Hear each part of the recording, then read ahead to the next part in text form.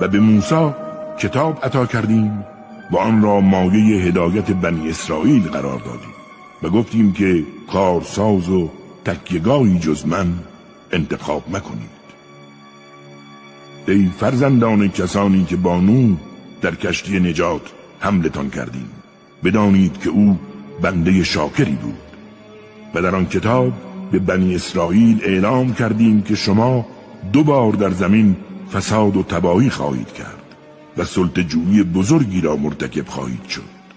هنگامی که نخستین وعده تحقق یافت، گروهی از بندگان خویش را که جنگاورانی قدرتمند بودند بر شما مسلط کردیم تا برای پیدا کردن مجرمان حتی خانه ها را جستجو کنند و این وعده عملی شد.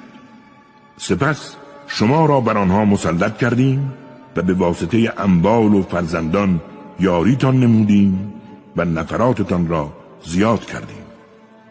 بدانید اگر نیکی کنید در حقیقت به خود کرده اید و اگر مرتکب بدی شوید باز به خود روا داشته اید.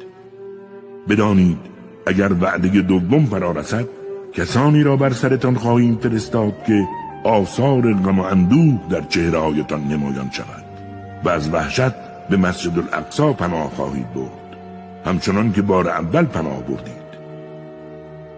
بدانید آنها هر چرا به زیر سلطه خود بگیرند نابود می‌سازند.